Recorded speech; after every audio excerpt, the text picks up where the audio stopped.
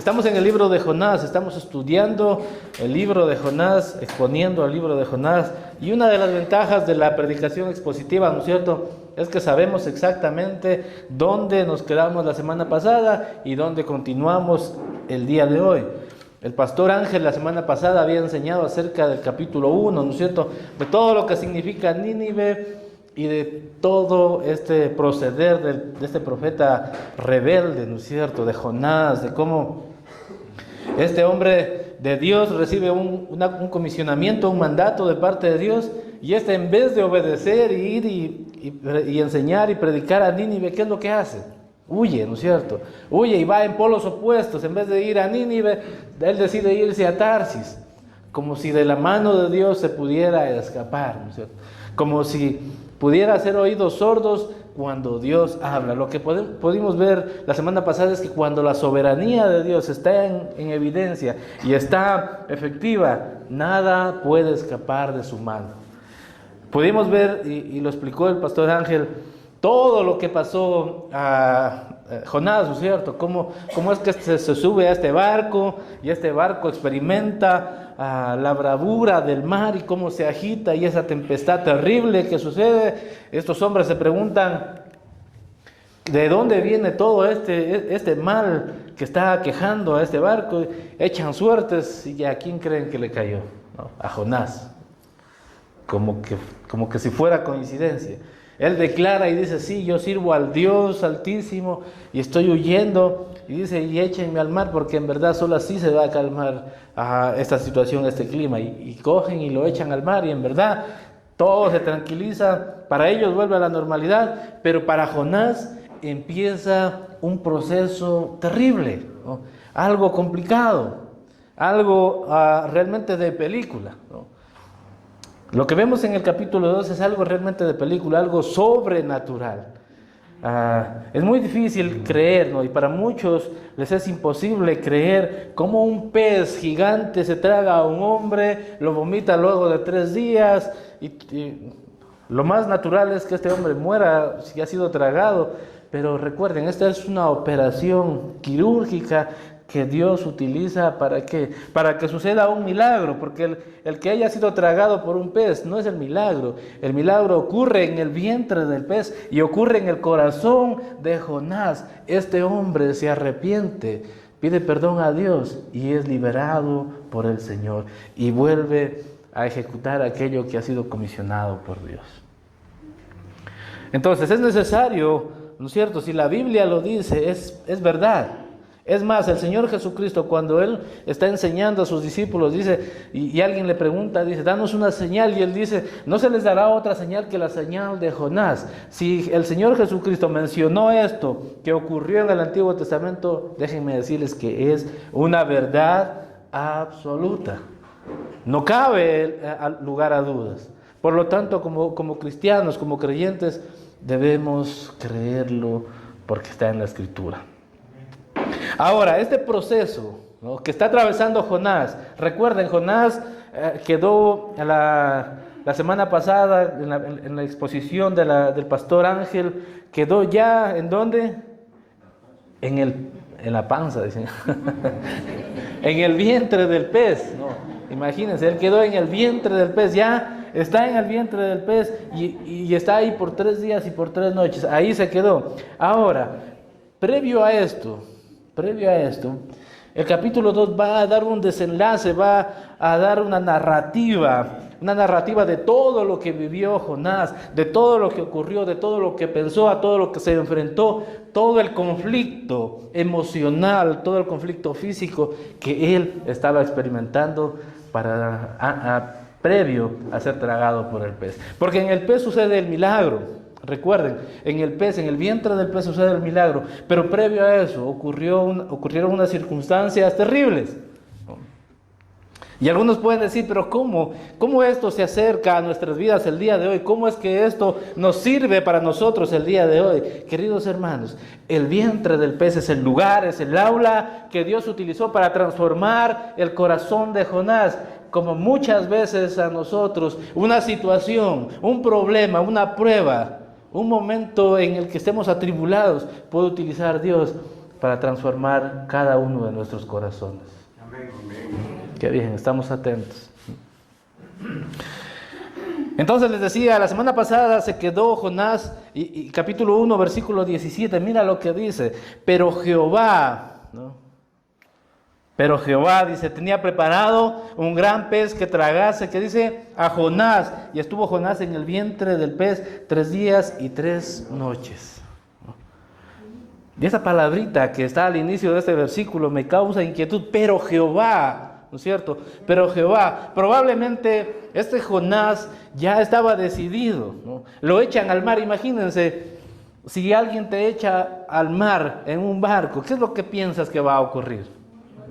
Morir, ¿no es cierto? Ahogarte, sumergirte en el fondo del mar, y realmente eso es lo que ocurre con Jonás. Y él es un ser humano al igual que tú y yo, y probablemente él pensó en aquello, mi vida terminó aquí, acabó. Pero Jehová, ¿no es cierto? Ahí está esta palabra tan maravillosa, pero Jehová, parecida a aquella expresión que cuando dice el Evangelio, pero nosotros estando muertos en delitos y pecados, que dice, Dios nos dio vida juntamente con Él. Siempre la mano de Dios a tiempo. Siempre Él salvándonos de las circunstancias. Pero Jehová, dice, tenía que preparado un gran pez. Podemos ver la soberanía de Dios, queridos hermanos. Podemos ver cómo en sus manos está todo preparado. Algunos historiadores, comentaristas, hablan y le han puesto a este pez el nombre de un gran cachalote, una ballena. La verdad es que la Escritura no lo dice, y por lo tanto nosotros no vamos a hacer alegorías de algo que no dice la Escritura. Pero lo que sí nos dice es que fue un gran pez. Tenía que hacerlo de tal manera que de un solo bocado tragó a Jonás, y este Jonás estuvo en el vientre de este pez por esos 3 días. Pero lo que sí podemos ver también es que la mano de Dios tenía ya preparado esto, ¿no? Para rescatar a Jonás de una muerte física muy, muy segura. Ahora, lo que va a ocurrir luego de esto es importantísimo. La oración de Jonás, el capítulo 2. Esta es una poesía. Algunos comentaristas dicen que este es el Salmo de Salmos. ¿Por qué? Porque se han llegado a identificar por lo menos 15 fragmentos de los Salmos en la oración de Jonás. Ahora, a mí me gusta muchísimo irme por la línea de la oración, porque nos enseña, queridos hermanos, al ver a Jonás en el vientre del pez, luego de pasar circunstancias que lo desbordaron, luego de pasar circunstancias que, como dije, probablemente pensó que ya todo ha terminado. La Escritura más adelante lo va a mostrar en la oración de Jonás, que todo terminó, que ha sido desechado por Dios. Él se encuentra en un lugar donde está en conflicto consigo mismo. Un lugar donde Dios lo lleva, ¿no? Y probablemente es el lugar donde muchos de nosotros nos podemos encontrar, y Él va a tomar una decisión en ese lugar. En ese vientre del pez, Él va a tomar una decisión, ¿no? Una es, o se revela ante Dios o se rinde ante Dios. ¿Y qué creen? Jonás se rinde ante Dios, reconoce quién es Jehová, su Dios. Y el capítulo 2, versículo 1, mira lo que dice, vamos a empezar. Dice, entonces oró Jonás a Jehová su Dios desde el vientre del pez, y dijo, versículo 2, y dijo, invoqué en mi angustia a Jehová, y él, ¿qué dice? Me oyó. Desde el seno del Seol clamé, y mi voz oíste.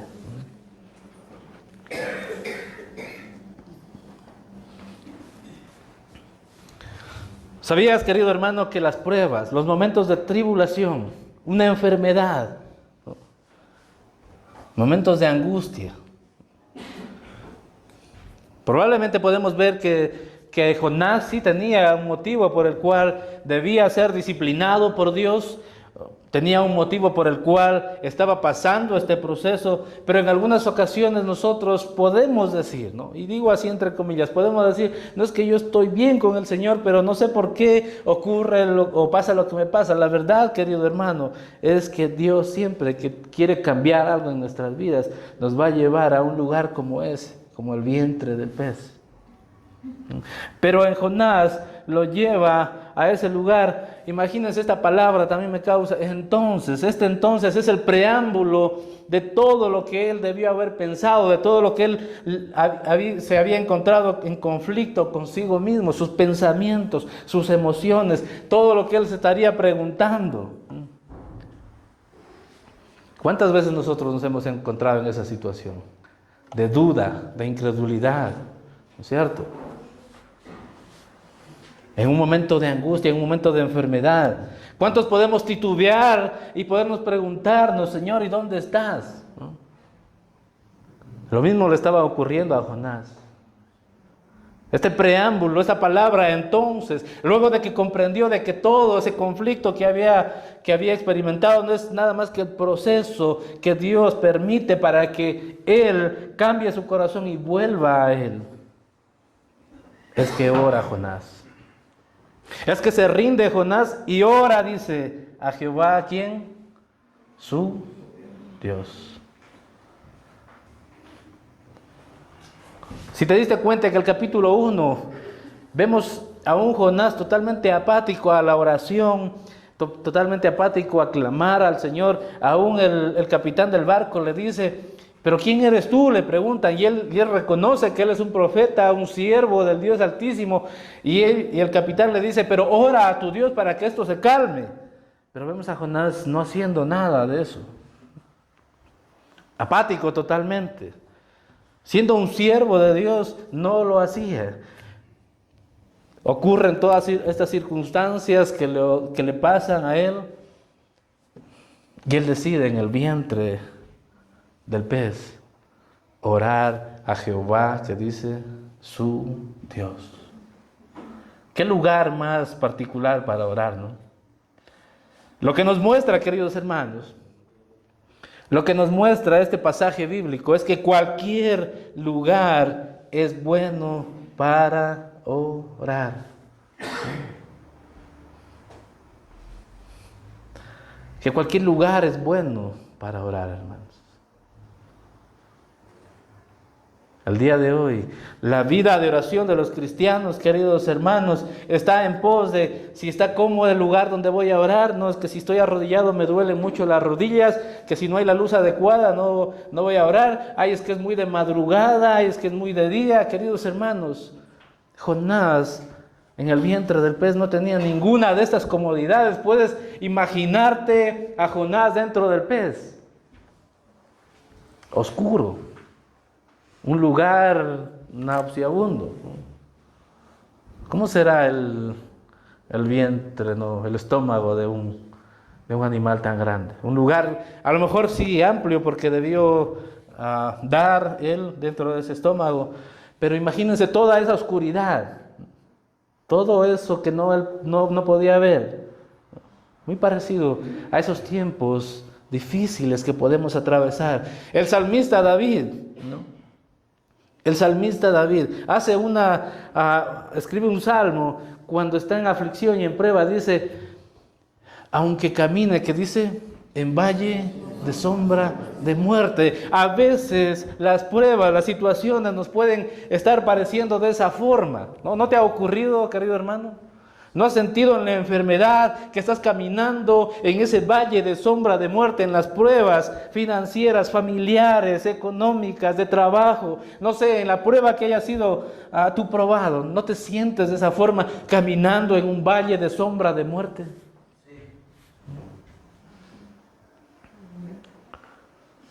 Ese es el preciso lugar para que decidas rendirte a Dios.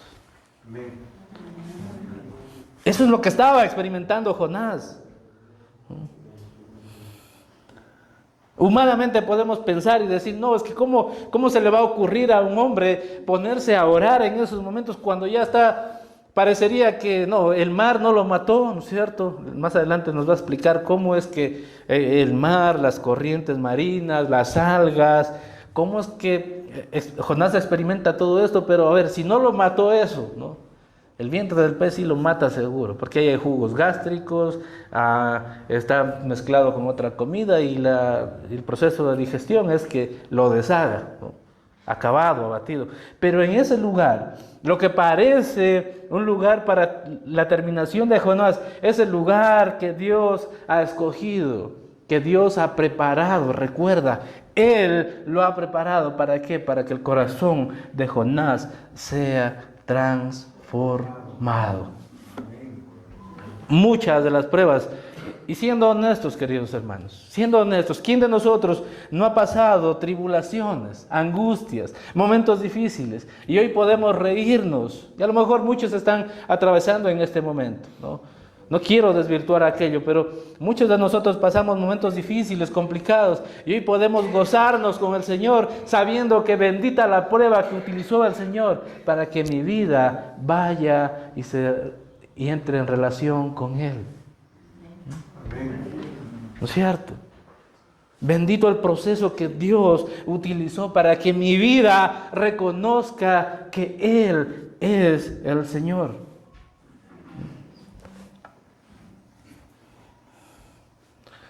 Pero hay algo particular en la oración de Jonás.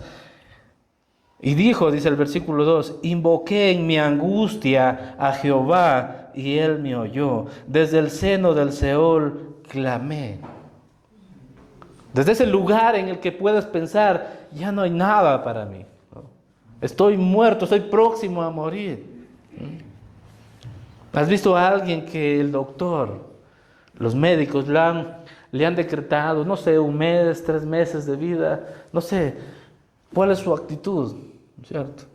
Una resignación, probablemente sin la esperanza que tenemos nosotros los cristianos, probablemente una resignación de, ok, eso es lo que va a ocurrir, ya no hay nada para mí. No hay esperanza, no hay nada. Pero hay algo que dice el versículo 2. Dice, desde el seno del Seol clamé. Y esa es la acción, queridos hermanos. Esa es la aplicación para los cristianos. Es que tú decides en los momentos de prueba, de tribulación, qué es lo que haces. O te resientes, te rebelas contra Dios, o te rindes. Porque eso es lo que las pruebas tratan de hacer. Que nosotros nos rindamos delante de Dios. Y dice, mira lo que dice, y mi voz oíste.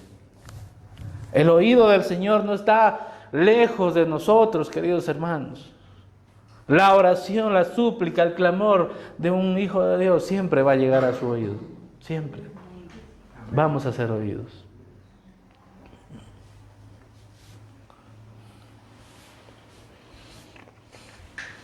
¿Recuerdan al hijo pródigo? ¿Cierto? ¿Recuerdan a este hijo pródigo? Campante, pidió su herencia, fue, dice la Escritura, y se gastó y disfrutó con, no quiero decir esa palabra, pero con mujeres malas, y en todo tipo de pecado. Él fue y gastó su fortuna. ¿Se encontró en qué? En la miseria, ¿no es cierto? Se encontró, ¿qué dice? Comiendo algarrobas de la comida de los cerdos. En una decadencia total, en un lugar totalmente abatido, un lugar que creo yo es lo último que el ser humano puede experimentar, donde ya todo está acabado, no hay esperanza para mí, no hay nada que pueda mejorar mi situación. No. Cuando habla del Seol es el lugar de los muertos, dice la Escritura hebrea, el lugar de los muertos. Así se sentía también este hijo pródigo. Pero ¿qué es lo que vemos en esta parábola bíblica que nos dice que él desde ahí, desde ese lugar, ¿qué hace? Se levanta, dice, iré a la casa de mi padre, le pediré perdón y diré, he pecado contra ti y contra Dios. ¿No?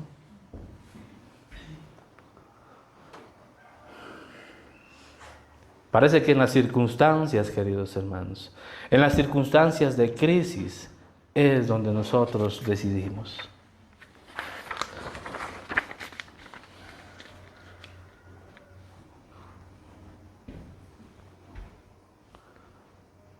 Si puedes acordarte y recordar a Daniel en qué lugar oró, ¿no? ¿Recuerdan? En el foso, ¿con cuáles? Con los leones, ¿no es cierto? Estaba rodeado de leones, listos y dispuestos a despedazar a este hombre, al profeta de Dios, a un hombre de Dios. Pero su oración al Señor, ¿fue escuchada o no? Claro que fue escuchada, y la boca de los leones, que dice que fue cerrada. Así que no desestimes, querido hermano, no desestimes la oración en el lugar en el que te encuentres. Si tienes que agradecer por algo, agradece al Señor. Si tienes que reconocer algo, porque eso es lo que está haciendo Jonás. Él está reconociendo que ha sido rebelde en contra de Dios y que por eso ha pasado por todas estas circunstancias, pero él reconoce y se rinde a Dios, y reconoce también que él ha sido escuchado por el Señor, por Dios. Pablo y Silas, ¿en dónde oran? En la celda, ¿no es cierto? En la cárcel, ¿no? Puedes imaginarte, querido hermano, y a veces los cristianos nos sentimos confundidos, atribulados. Ay, no avancé a juntar para el arriendo. Me falta el último iPhone. El X15 Pro Max, no sé qué. Lo digo porque he escuchado, no es que lo tenga. A veces estamos sufriendo por cosas tan vanas, queridos hermanos, cuando vemos en la Escritura las verdaderas circunstancias en las que un hombre de Dios decide rendirse al Señor. Pablo y Silas, golpeados, encarcelados, amarrados con cadenas, ellos dicen que cantaban y oraban al Dios de los ejércitos. Qué maravillosa forma y lugar donde estos hombres deciden orar a Dios. ¿Cuál es tu lugar, querido hermano, en el que Dios te ha puesto a orar? Entonces, si vemos esto, el vientre del pez se convierte en el lugar que Dios utiliza, el instrumento que Dios utiliza para que el corazón de Jonás se vuelva a Dios, queridos hermanos. No es un lugar en donde él va a terminar, donde su vida va a terminar, no, es el lugar donde Dios utiliza para que él reconozca y alabe a Dios. Ahora vamos a ir a los versículos desde el 3 al 10. Vamos a analizar y vamos a ver a la luz de la Escritura cómo es que este preámbulo que les hablaba, antes de ese entonces oró Jonás a Jehová su Dios. ¿Qué es lo que ocurrió, no? Porque eso sí, parece de película, pero realmente es una película que Jonás la vivió y debió haber sido muy traumática, emocionalmente, físicamente, almáticamente, queridos hermanos. Mira lo que dice el capítulo 3. Me echaste, dice, me echaste a lo profundo en medio de los mares y me rodeó, que dice, la corriente. Todas tus ondas y tus olas pasaron sobre mí. Pero no eran los del barco que echaron a Jonás al mar, ¿no? Todo es instrumento de Dios para que ocurra algo en nuestras vidas, hermanos. Y estos hombres fueron instrumentos de Dios también para echar a Jonás al mar. Y tú podrás decir, pero a ver, si Dios es misericordioso, es un Dios de gracia, ¿cómo es que hace esto? ¿Cómo es que ocurre esto? Quiero llevarte al Salmo 119, versículo 67. Mira lo que dice el Salmo. Es interesante, queridos hermanos. Dice, antes que fuera yo humillado, ¿qué dice? Descarriado andaba, mas ahora, ¿qué dice? Guardo tu palabra. Entonces, para que Jonás pueda reconocer al Dios Altísimo, para que el corazón de Jonás pueda ser transformado, tuvo que ser humillado, tuvo que ser quebrado, queridos hermanos.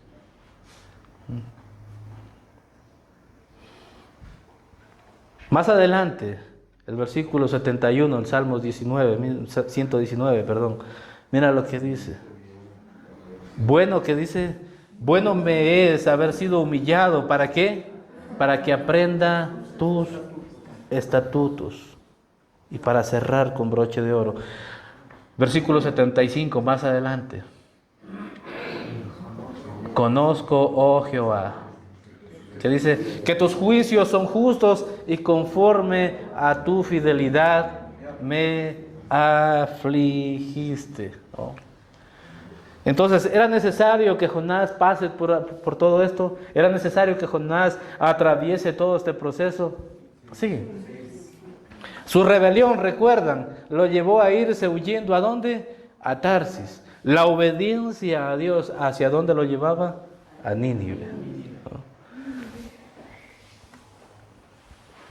La Escritura dice que nosotros estábamos muertos, ¿qué? En delitos y pecados. Nuestro camino, ¿cuál era?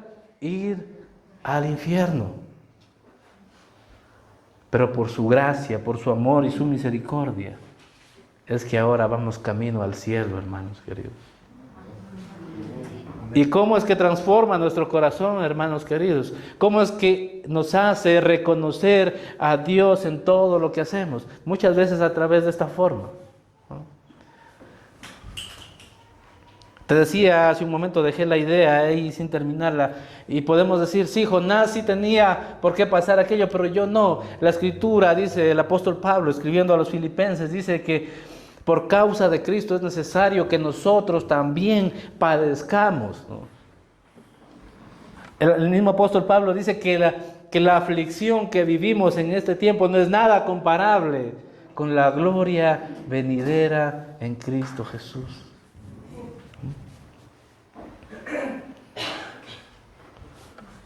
Entonces muchas veces, queridos hermanos, cuando Dios quiere transformar nuestro corazón, cuando Dios quiere llevarnos a reconocerle a Él como nuestro Señor, porque es eso, a veces solamente lo hemos reconocido como nuestro Salvador, ¿no? Y pensamos que Él está a disposición de nosotros, ¿no? Cuando nuestro corazón reconoce a Dios, lo reconoce como ¿qué? Como Señor y como Salvador.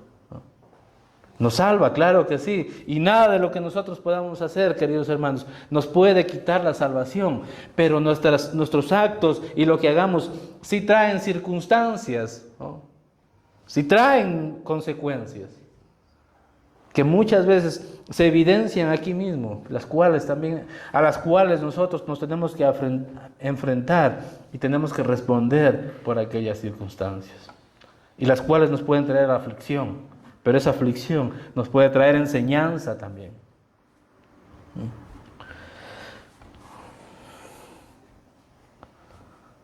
Es terrible lo que le pasa a Jonás, ¿no? Y me echaste, dice, reconoce que es Él, que es siempre Dios, a lo profundo, en medio de los mares, y me rodeó la corriente.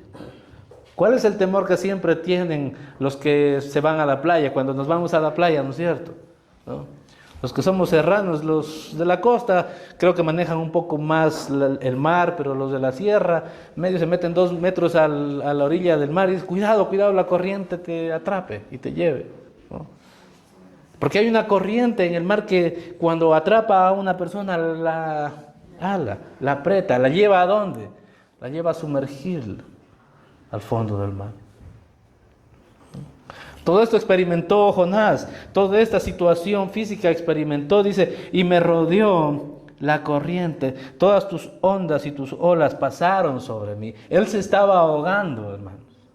Él está recordando todo lo que ocurrió físicamente. El versículo 4 dice, entonces dije, desechado soy delante de tus ojos. Pero maravilloso es el Señor, ¿no? Más aún que dice, veré tu santo templo. Podemos ver a Jonás sintiéndose desechado. Él está a punto de morir, hermanos queridos. Él está a punto de ahogarse, está sumergido en el mar. Me imagino a las olas de la tempestad que estaban ahí en ese momento, sumergiéndolo, y esa desesperación que te causa el estar sumergido en el agua. me imagino que en sus pensamientos él dijo, he sido desechado por Dios, he sido desechado por Dios. Pero en este pasaje, luego de que ha ocurrido aquello, él reconoce, ¿no? Él reconoce que su gracia es mayor aún de lo que nosotros podamos hacer. No hemos sido desechados, hermanos. Y él reconoce que verá o estará en su presencia. Esa es la traducción, más aún veré tu santo templo. Él era un profeta, él era un hombre de Dios que estaba sirviendo a Dios y él estaba en el templo en relación con Dios, ¿no? En su presencia. La respuesta de Dios es que nosotros, aquellos que hemos sido salvados por Dios, queridos hermanos, veremos siempre su presencia. Estaremos siempre con Él. Y el versículo 5 nuevamente vuelve a recordar, dice, las aguas me rodearon, que dice, hasta el alma, rodeóme el abismo, el alga se enredó a mi cabeza. No suficiente con que estaba sumergido, ahogándose, no sé qué tipo de alga vino, pero lo estaba ahorcando. Definitivamente cuando te encuentras en esas circunstancias, ¿no? En las que puedes decir, no puede haber nada peor, ya estoy aquí en lo último, viene otra cosa más, ¿no? ¿Les ha ocurrido a algunos?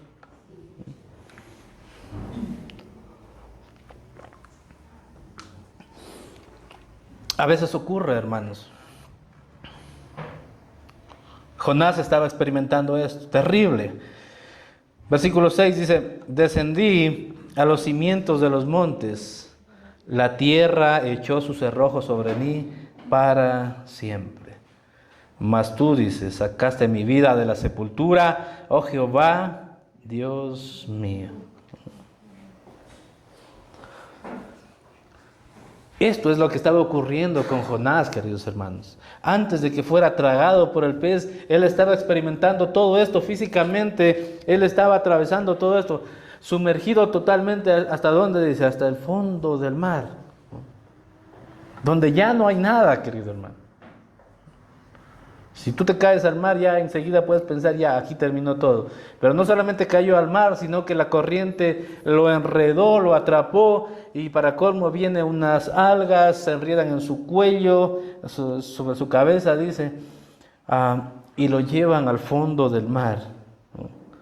Y por eso es la expresión que dice, la tierra echó sus cerrojos sobre mí para siempre. Probablemente pensó que de esa no la libraba. Pero nuevamente, ¿no? Para el Señor no hay nada imposible, querido hermano. Lo que para el hombre parece imposible, la Biblia dice que para Dios no lo es. No hay nada imposible para Él. Este hombre, Jonás, pensó que ya había terminado su vida. Pero luego que escribe la oración de haber estado en el vientre del pez, reconoce y dice, mas tú, ¿cuál? Mas tú sacaste mi vida, ¿de qué dice? De la sepultura, oh Jehová, Dios mío. Ese reconocimiento, querido hermano. Ese reconocimiento cuando entiendes que en tus fuerzas no has podido solucionar nada, ¿no? Cuando los médicos en una enfermedad ya no tienen nada para actuar, ya no tienen nada que hacer. Es la soberanía, es el poderío de Dios el que actúa, hermanos.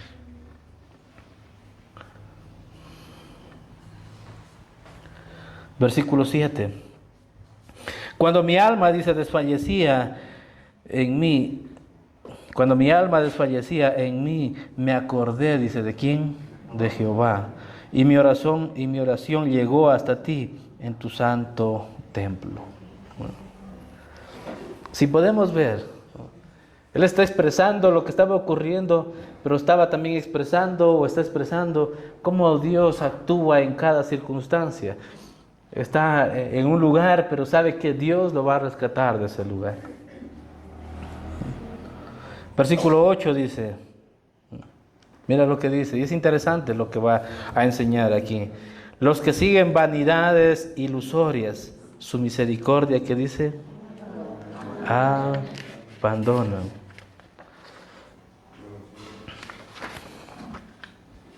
El capítulo de Jonás, capítulo 2, versículo 8, nos recuerda, hermanos queridos, que tenemos que tener cuidado de la vanidad, de las vanidades de este mundo. ¿Y qué es vanidades? En una traducción de la Biblia de las Américas dice que los que siguen a falsos dioses, ¿no?, su misericordia abandono. ¿Y qué es un falso Dios, queridos hermanos? Ya lo hemos dicho, lo hemos enseñado. ¿Qué es un falso Dios?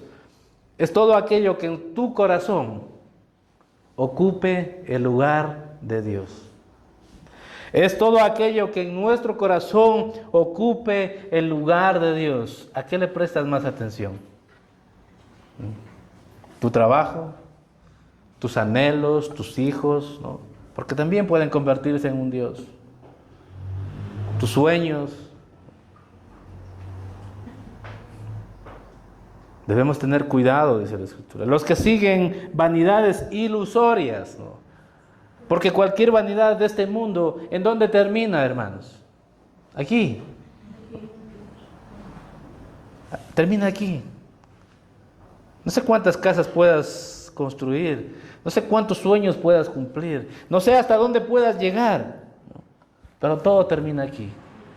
Pero lo eterno está con Cristo. Con Cristo Jesús. Versículo 9, mira lo que dice: mas yo con voz de alabanza, ¿qué dice?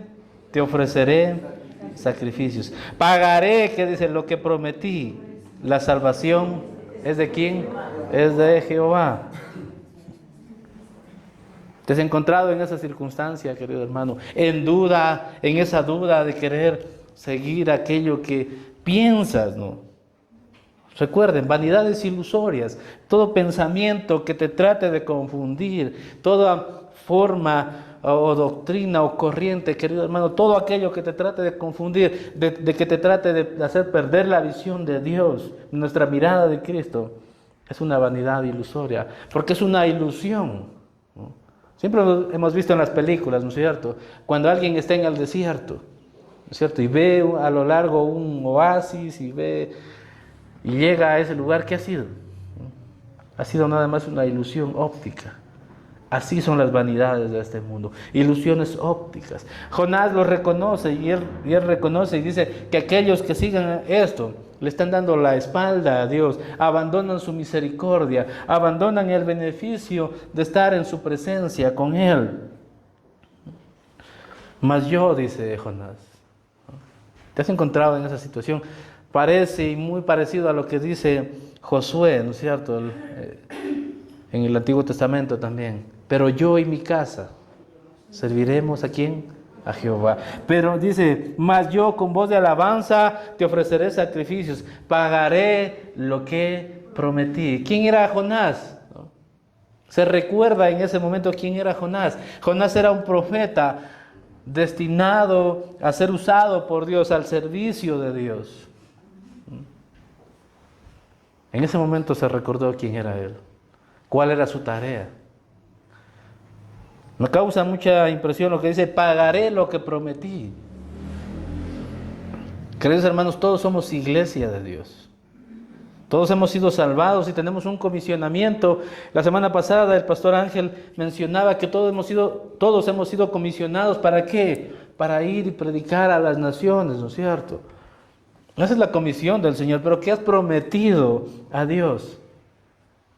Nada más para recordarte, ¿qué es lo que tú has prometido a Dios?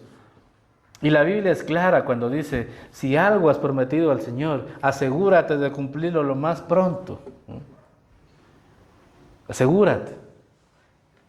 Jonás recuerda que había prometido. Probablemente él prometió a Dios siempre servirle al mandato de él como profeta. La salvación es de Jehová. Es el reconocimiento de que la salvación le corresponde solamente a Él, a Dios, no le corresponde al pueblo judío, porque ese era el pensamiento de Jonás al respecto de este capítulo, de pensar de que no, los ninivitas no tenían o no merecían ser salvados porque solamente el pueblo judío es el merecedor de la salvación. No, la salvación es de Jehová, dice Jonás, le pertenece a Él y Él la da a quien quiera. Por lo tanto, no hay lugar tan alejado donde Dios no pueda ir y rescatar a alguien. No lo hay. ¿No? Y el vientre del pez no es la excepción. Como no hay lugar donde nadie pueda sentirse tan seguro en pensar que no necesita ser salvado. La salvación es de Dios. Versículo 10 dice, y mandó Jehová al pez y vomitó a Jonás, ¿qué dice? En tierra. Nuevamente el Señor, su soberanía, mandó, dice Jehová, al pez y vomitó a Jonás en tierra. En todo, si podemos ver, en todo está la mano de Dios, su soberanía, su poder, teniendo en cuenta todo, queridos hermanos. ¿Permitió que muriera Jonás? No, solamente atravesó un proceso difícil, complicado, sí. Pero ahora Jonás va a salir del pez como un hombre nuevo. Entonces el pez sirvió no solamente para la disciplina de Jonás, no solamente para que su corazón se transforme y vuelva a él, sino que en ese vientre del pez él experimentó el nuevo nacimiento, queridos hermanos. Y el capítulo 3 va a comentar acerca de la subsecuencia de lo que ocurre luego de que Jonás ha sido vomitado a la orilla del mar, en la tierra. Pero podemos ver que Jehová nuestro Dios tiene en control todo, ¿no? Y ahora nuestras vidas han cambiado, así como la vida de Jonás ha cambiado. ¿Qué hemos decidido seguir haciendo? Pongámonos de pie, hermanos.